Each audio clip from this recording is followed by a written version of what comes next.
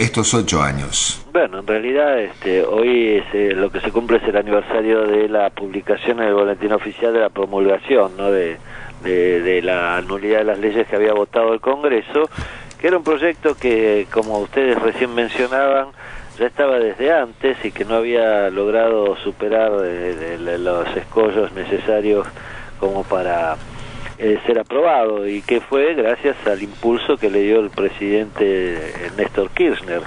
Lo que nos queda a nosotros es una sensación de, no diría de satisfacción, porque la época trágica que le tocó vivir al país no puede ser motivo de satisfacción para nadie, pero sí que se hizo lo que había que hacer y que se demostró que todo lo que se había sostenido en algún momento, de que era imposible el juzgamiento, de que solamente un ejército derrotado podía ser juzgado, y esas cosas que se argumentaron no tenían sentido, que había una gran convicción en la sociedad de que no podía construirse un Estado democrático sobre la impunidad, y que la única forma de terminar con esa impunidad era impulsar los juicios, ¿no? Y eso es lo que se hizo, y eso es lo que posibilitó que al día de hoy ya llevemos más de 230 condenados, y que los juicios estén en plena actividad, y que además se hayan ido destapando otra serie de complicidades, ya no solo las responsabilidades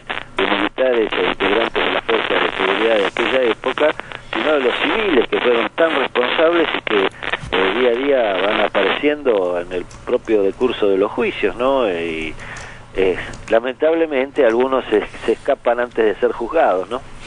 Subsecretario, ¿cómo le va? Ernesto Espeche lo saluda. ¿Cómo anda? Uno recuerda muy claramente aquella discusión parlamentaria, recuerda la movilización enorme de los organismos de derechos humanos, que fueron quienes efectivamente durante los años previos lograron ese consenso del que usted hablaba, de que en la Argentina no podía continuar el manto de impunidad sobre quienes habían perpetrado los crímenes de lesa humanidad, y recuerda el voto en contra de la Unión Cívica Radical, y recuerda incluso, hasta sorprendido, el voto en contra de Luis Zamora por aquellos años. Increíblemente, Luis Zamora, que había emergido en 2001 casi como el emblema de la resistencia al neoliberalismo y la expresión más carnal de él, que se vayan todos, votó en contra incluso de esto. ¿Por qué? Lo que estaba sucediendo, uno percibía, no sé si usted comparte esta opinión, es que por primera vez la memoria construida durante tantos años por los organismos de derechos humanos y los sectores democráticos contactaba o encontraba un punto de contacto con la memoria que se construía desde el gobierno nacional, la llamada memoria oficial. Por primera vez la memoria oficial iba a la búsqueda de un contacto con la memoria promovida por los organismos de derechos humanos. El nuevo prólogo del Nunca Más terminó de completar esta idea, ¿no?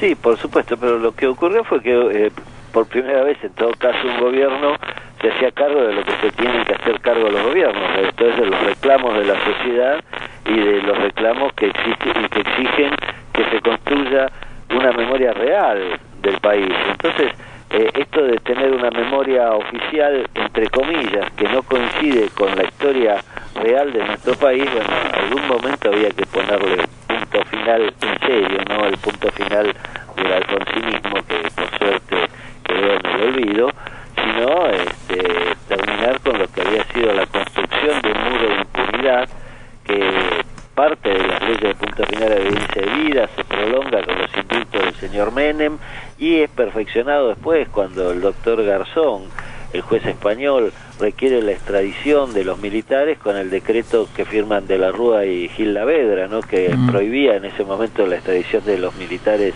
requeridos en otros países, ¿no?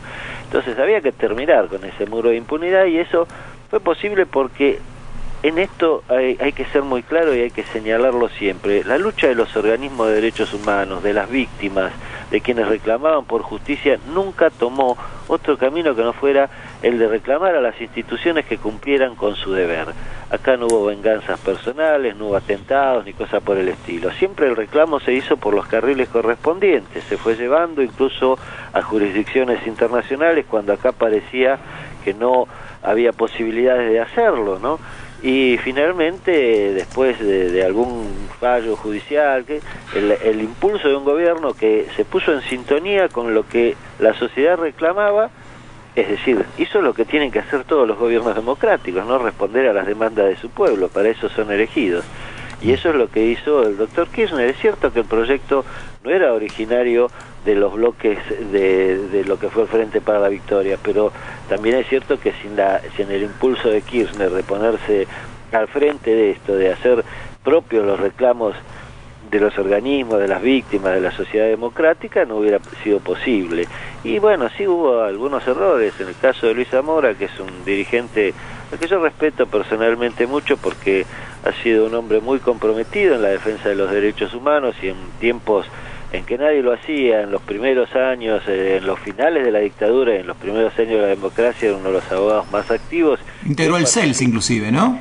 Sí, integró el CELS, exactamente, el primer CELS, con Miñone, Augusto Conte, ¿no? Marcelo Parril y Pablo Yonto, que eran en ese momento algunos de sus abogados, y hoy también es un abogado querellante en los juicios, ¿no? Bueno, seguramente su lectura no fue la misma que la de los radicales y la de los sectores de derecha, como el hijo de Bussi, pero también fue una lectura equivocada. Supongo que él eso también lo habrá procesado en su experiencia, y hoy está actuando en los juicios, ¿no? Doctor Alem, muchísimas gracias por este contacto con Radio Nacional. Ha sido usted muy amable. No, al contrario, muchas gracias a ustedes. Hasta luego. Bueno, era el subsecretario de Derechos Humanos, recién escuchábamos a Eduardo Luis Duhalde, ahora hacíamos la